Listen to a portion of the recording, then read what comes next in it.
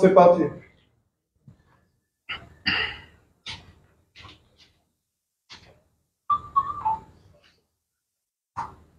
Bonsoir.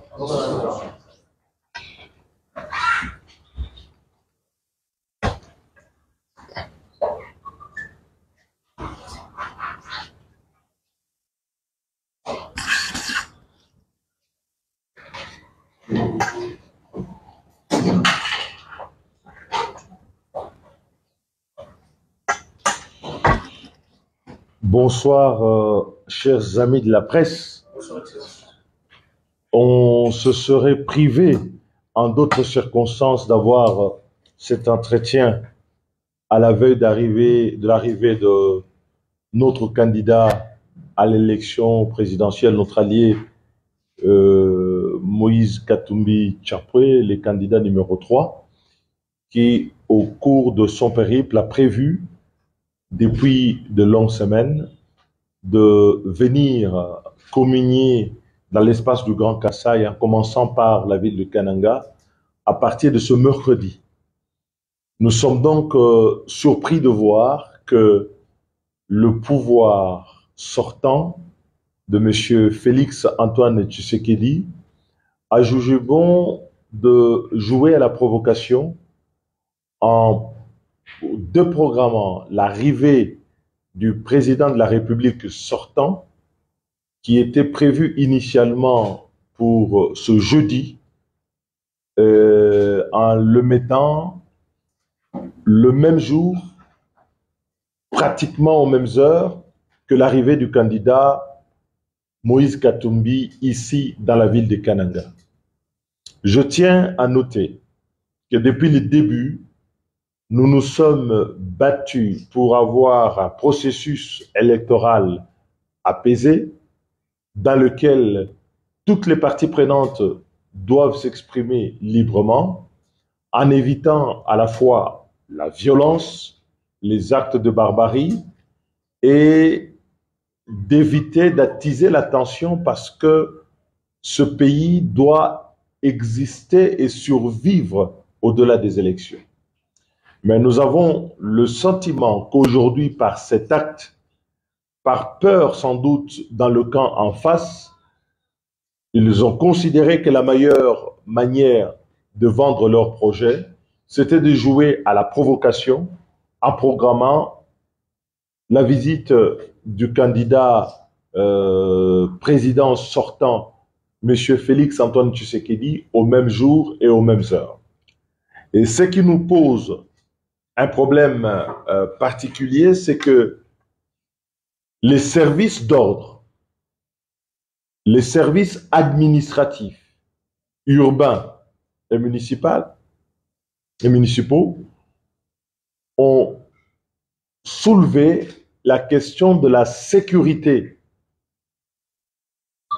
du candidat numéro 3, en nous faisant savoir que les forces de police étaient entièrement réquisitionnées pour la sécurité du président, donc du candidat sortant, du président sortant, et qu'il ne pouvait pas, dans les conditions actuelles, assurer la sécurité de notre candidat. Je considère et je dénonce avec la dernière énergie cette ultime manœuvre qui dénote non seulement que les actes de violence que nous enregistrons dans cette province depuis des années sont orchestrés avec la bénédiction du pouvoir en place. Voilà, désormais, on connaît l'auteur, les auteurs, les complices de la violence qui est entretenue ici contre les adversaires politiques depuis des années, en utilisant, en instrumentalisant, en opposant les citoyens de cette partie de la République, les uns contre les autres, à défaut d'avoir un bilan, d'avoir réalisé les attentes de la population. Le barrage Katende, que les gens ont attendu éperdument et qui n'a pas été réalisé. Le 100 jours qui n'ont rien donné dans cette province, les projets Tchilé-Gelou qui n'existent que sur les pancartes, la route Kalamambouji qui a laissé en désarroi toute la province et les prix des biens de première nécessité, en commençant par les mécas dans cette province qui a atteint des sommets, 12 000 francs le méca, et laissant une population appauvrie dans des difficultés indicibles. Voilà un pouvoir qui n'a pas de discours et qui utilise la voie de la provocation comme voie d'expression. Nous voudrons ici faire savoir à la communauté nationale internationale que la République démocratique du Congo, dans l'intégrité de son territoire, est régie par les mêmes lois, les mêmes règles, et que la simple courtoisie démocratique exige de la part du pouvoir sortant un minimum d'exemplarité et de ne pas aujourd'hui se fendre dans ces derniers gestes de désespoir pour opposer les populations de la province. Et donc, nous le tiendrons complètement et entièrement responsable de ce qui peut advenir suite à cette décision malencontreuse. La campagne se poursuit. Notre candidat est appelé à sillonner l'espace du Grand Kasaï, en commençant par la ville de Kananga, ainsi que d'autres contrées de nos provinces. Personne ne peut l'en empêcher. Et les obstructions qui sont aujourd'hui érigées de manière officielle par les pouvoirs en place démontrent le peu d'engagement démocratique de la part de ce pouvoir. Et donc, je voudrais rassurer nos populations de l'engagement et de la volonté de notre candidat de pouvoir fouler, comme c'était prévu, le sol de la province du Kasaï central et de continuer son périple dans les autres parties de la province. Nous avons, au cours de cette campagne, évité aussi possible que cela pouvait l'être, toute tension, d'attiser toute confrontation.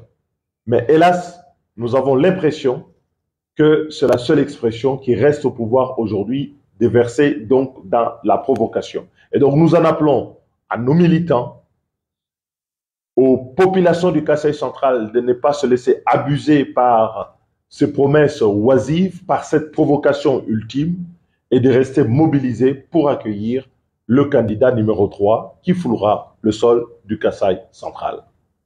J'ai dit et je vous remercie. Voilà. Monsieur le Président, vous permettez quelques questions, bien sûr. C'était juste un point d'information, mais une ou deux questions, oui. Voilà. Donc, la première, vous confirmez l'arrivée le mercredi où vous avez décidé finalement de reporter. Jusqu'à cette étape, nous confirmons l'arrivée du candidat pour le mercredi parce que c'était prévu ainsi et parce que le candidat devait l'être. Comment pouvez-vous comprendre? Toutes les lois de notre République, mais on sait que ce gouvernement ne sert ni la Constitution ni la loi de la République. Toutes les lois de ce pays indiquent qu'en la matière, on ne peut pas, non seulement ici, programmer le même jour, au même endroit, je veux dire au même endroit, même la loi sur le statut de l'opposition, qui reconnaît à l'opposition un certain nombre de droits, érige en entrave une telle pratique. Comment peut-on comprendre qu'un président de la République puisse recourir à l'entrave comme mécanisme de campagne électorale et ériger en face du meeting d'un candidat de l'opposition son propre meeting? C'est à la fois un aveu d'échec, mais un manque de sens de responsabilité du point de vue démocratique et par rapport au devoir qui est le sien, parce qu'il continue à être chef de l'État, d'assurer la paix et de garantir l'unité nationale. Et donc, ces pratiques doivent être dénoncées par tous les démocrates, par tous ceux qui se sont battus dans ces pays pour que nous puissions avoir une constitution, des règles et des élections que nous voulons certainement libres, démocratiques, transparentes, mais au-delà de tout, pacifique. Et le premier qui a le devoir d'assurer la paix, c'est le président de la République sortant. Même quand il est sortant, il a ce devoir qui ne le quitte pas jusqu'au dernier jour de sa fonction. Nous ne pouvons pas comprendre que, ayant prévu d'arriver ici le jeudi, nous ayant programmé que notre candidat arrive le mercredi, l'ayant annoncé, eux l'ayant annoncé, qu'il se ravise pour revenir le mercredi et qu'au surplus, il programme son meeting en face du meeting, du lieu du meeting de notre candidat et que les services d'ordre, que les services de la mairie, que le gouvernorat nous demandent de délocaliser ce meeting à un endroit incertain. Cela est inacceptable dans un état de droit et nous voulons faire savoir qu'aujourd'hui, ce pouvoir qui n'a plus d'arguments, qui n'a plus de capacité de convaincre les gens par rapport au bilan qu'il aurait eu à défendre,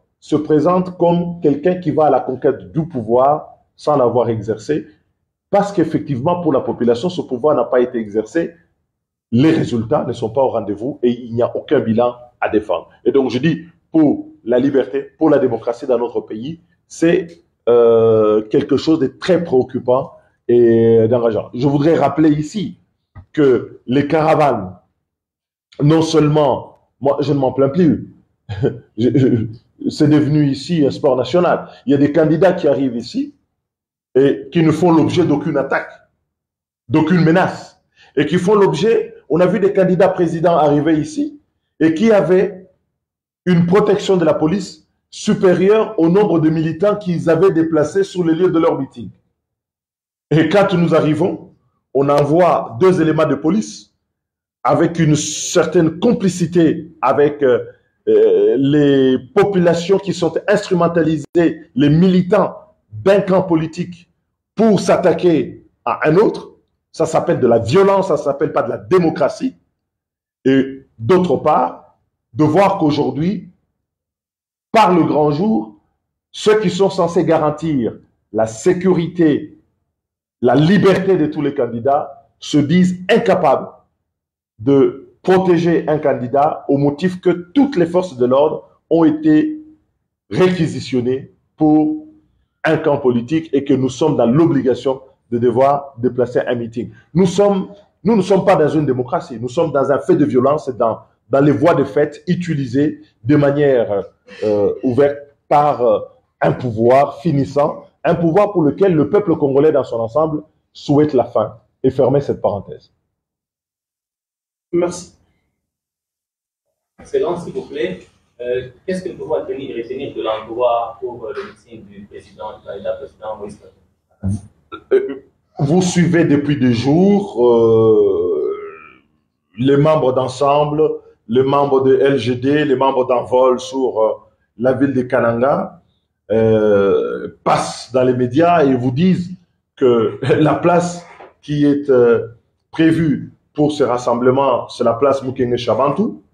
Et vous pouvez voir que dès aujourd'hui, le pouvoir en place a organisé la place de l'indépendance, c'est-à-dire, pour ceux qui connaissent la ville de Kananga, c'est-à-dire en face du lieu où un meeting est prévu, on a autorisé que ceux qui étaient prévus pour venir jeudi doivent venir le mercredi aux mêmes heures et au même endroit. Ça veut dire que les autorités provinciales, les autorités nationales, le pouvoir sortant se veut d'organiser un chaos de faits de violence en cette fin de campagne, et ce qui est fort regrettable. Et ils doivent être tenus pour responsables de tout ce qui peut advenir à la suite de ce type de comportements qui, pour le moins, sont irresponsables.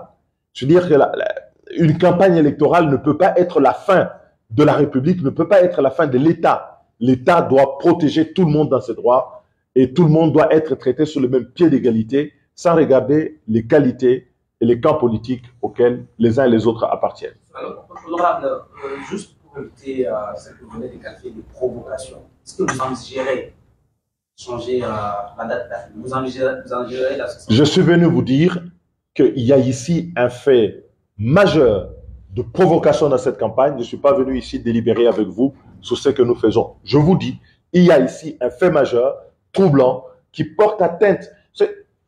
Le fait est grave. Le fait est grave. Nous avons affaire à un président de la République sortant qui doit être le gardien non seulement de la Constitution, qui doit assurer le respect des lois, qui doit garantir que la démocratie dans ce pays fonctionne, mais qui, dans les cas d'espèce, préfère aller à une confrontation inutile de la population plutôt que de permettre à une campagne de respirer. Il a prévu de venir le jeudi. Pourquoi il déplace ça le mercredi? Et je vous dis que de ce que j'apprends dans les autres contrées que nous devons visiter, ils sont en train de déplacer les dates d'arrivée au même jour que celles prévues pour les déplacements de notre candidat. Il y a pas mieux que ça pour prouver la provocation. Et puis, je vous avais toujours dit, on me dit ici, la population au Kasaï central, qui est désabusée par les promesses non réalisées du pouvoir sortant. Qu'est-ce qu'on a fait pour le Kasaï central? Rien du tout. Qu'est-ce qu'on a fait pour le Kasaï? Rien du tout. Qu'est-ce qu'on a fait même pour le Kasaï oriental? Rien du tout. Parce que le projet majeur attendu par nos populations n'ont pas été rencontrés. Mais plutôt que d'avouer, parce qu'il faut avouer est à moitié pardonné, d'avouer cela, on veut ici aller dans la surenchère de la violence pour masquer l'absence de résultats sur le terrain. On ne peut pas l'accepter et je trouve que cela doit être dénoncé par tous les démocrates parce que lorsqu'un pouvoir sortant n'a plus de discours sur son bilan, mais que le seul discours qui lui reste, c'est la provocation et la violence, c'est un pouvoir qu'il faut pouvoir déclasser. Dernière question, c'est pour répondre des top Congrès FM. Il y a les autorités locales ont fait une déclaration à peu près une heure où ils promettent de stériliser les candidats Moïse Katumbi qui arrivent demain, aussi les candidats Félix Antoine Tshisekedi. D'après les explications qu'ils ont fournies, les partis ensemble avaient sollicité la place Moukenge Chabantou après que l'Union sacrée ait sollicité la place de l'indépendance. Pourquoi vous refusez de tenir votre meeting au niveau de la place T10 où on a demandé à ce qu'il y ait des meetings là-bas? Non, ce que les autorités doivent vous dire et qui ne relève pas peut-être de leurs compétences, et c'est le fait politique ici, pourquoi est-ce que l'arrivée du candidat président de la République sortant, qui était prévu pour le jeudi, et toutes les radios ici en parlent, vous en parlez, Top Congo, vous savez que le président sortant arrive ici et qu'il était censé être à Monéditou, demain je crois. Donc, pourquoi ce changement de calendrier brusque pour venir au même endroit? Et je vais vous dire, ce n'est pas le seul endroit où ils ont changé de calendrier, ils ont changé ailleurs. La provocation, elle est là. Il ne faut pas tourner autour du pot et essayer de reporter les responsabilités que certains refusent d'assumer ailleurs. J'ai toujours dit que ce pouvoir n'a rien de démocratique, que c'est un pouvoir qui est basé sur la tricherie et sur la violence. Et aujourd'hui, on a au moins la preuve par neuf que tous les actes de violence qui étaient commis ici, l'instrumentalisation de la jeunesse à qui on n'a pas donné d'emploi, à qui on n'a pas donné du travail, étaient instrumentalisés, non pas par les autorités provinciales, mais les autorités provinciales de connivence instrumentalisées par le pouvoir de Kinshasa, le pouvoir sortant. On a aujourd'hui la preuve. Parce qu'il n'y a pas de raison à ce que, lorsque certains candidats arrivent ici, tout aussi candidats président de la République, donc challengeant le président de la République, ils puissent bénéficier à la fois de la protection de la police et qu'il n'y ait pas d'incident, on puisse empêcher les incidents et que lorsque nous venons, que la tension revienne et que les incidents reviennent. Mais je sais aussi que ce qui leur fait peur, c'est le fait que nous prenions cette position. Mais vous savez, la liberté n'est pas un don qu'on reçoit ou qu'on entend de M. Tshisekedi de son pouvoir. La liberté est quelque chose pour laquelle nous nous sommes battus dans ce pays et que nous tenons de notre constitution. Nous la défendrons jusqu'au bout, sans concession, sans compromis. La liberté, elle doit être respectée et elle sera respectée pour tout le monde. Elle doit être respectée par tous, au service de tous. On ne peut pas être dans un État où certains s'imagineraient qu'ils auraient plus de droits que d'autres, où certains s'imagineraient qu'il y aurait des parties de l'État congolais sur lesquelles règne un autre droit. Parce que quand on vient ici au Kasaï, on a l'impression qu'une partie des dirigeants veut imposer ici au Kasaï une loi du silence, une loi de la violence, une loi d'un parti unique, mais par la force, qu'on nous laisse nous exprimer dans la liberté auprès de nos concitoyens qu'ils ont abandonnés pendant 5 ans et qu'ils viennent à qui ils viennent raconter des histoires et raconter des mensonges sur des promesses qu'ils ne réaliseront pas, qu'ils n'ont pas réalisées sur les 5 dernières années. Et donc je suis là à la défense de mon pays, à la défense de mon peuple, à la défense de la liberté. Et donc ça, c'est sans concession. Dire aujourd'hui qu'on doit accepter nécessairement d'aller nous déplacer. Notre matériel était déjà déplacé. La tribune était en train de déplacer. Le représentant d'ensemble, maître qui est ici, va vous dire que il a rencontré les autorités municipales, l'accord avait été donné, et brusquement, on se fait rappeler pour dire non, on ne peut plus organiser.